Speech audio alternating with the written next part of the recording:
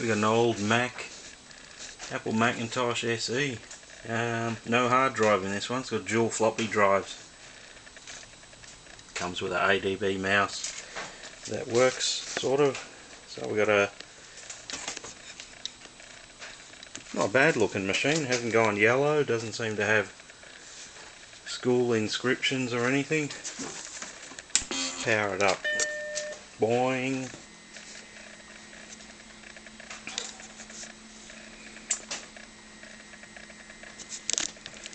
Yeah.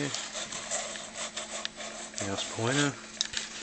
I got no discs, so we can't plug one in and see if it works, but it does seem to be doing all the right stuff. Yeah, it's asking for us to insert disc. So there you have it, Macintosh SE with a mouse. If you're after one of these, have a look on eBay. It's up for auction. Remember, it's a dual drive, has no hard drive. Thanks for watching.